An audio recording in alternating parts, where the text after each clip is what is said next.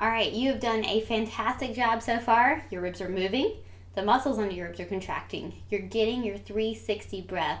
Now let's make it a little bit harder. So what I'm gonna have you do is go on your hands and knees.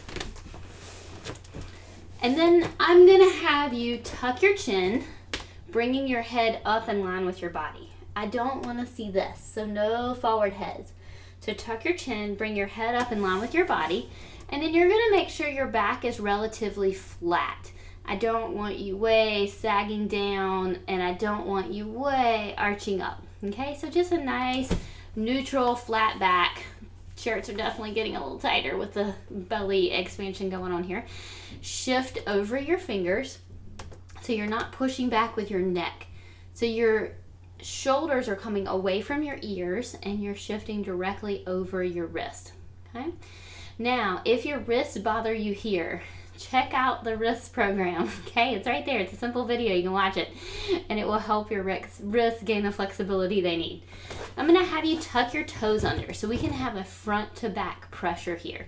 Shoulders down, chin tucked, head up in line with your body, weight shifted over your wrist, toes tucked. Now, I'm going to have you think about your pubic bone just a little bit, this bone right down here, and you're going to kind of lift it just a little bit. You didn't draw in your belly button, you just lifted your pubic bone a little bit from your lower abdominal muscles. Holding that lifted, I want you to work on breathing for me. So inhale, back body. Exhale. Ribs come up. Could you guys see that in the camera? I sure hope so, because I can see it. So inhale, back body. Exhale.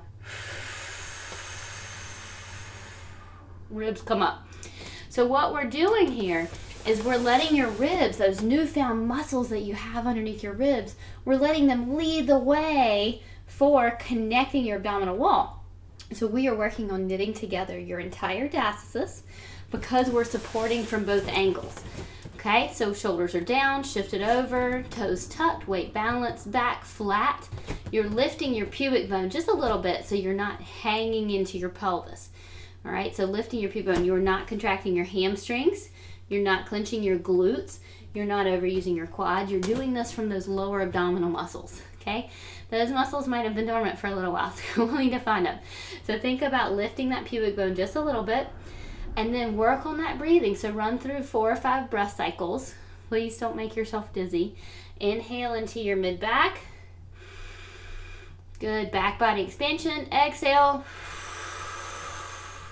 Ribs come up and in.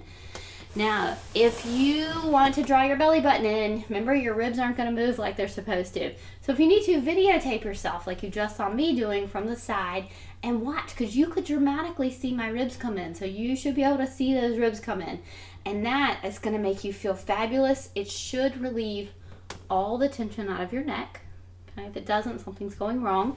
If you feel like you finish that exercise and you're more tense than when you started, you probably started to push with your shoulders, which is a bad habit that creates shoulder tension, and I see that a lot in people with a weak core.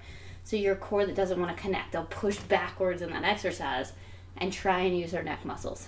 So shift over your fingers, repeat this 4 to 5 times, take a break. I don't want you getting dizzy, and then try it again. And this should be a fairly ab-intensive exercise. Now, once you get it mastered, we're going to make this harder. So check out the advanced exercises that is at the end of the series to show you where to go once you get this system working together.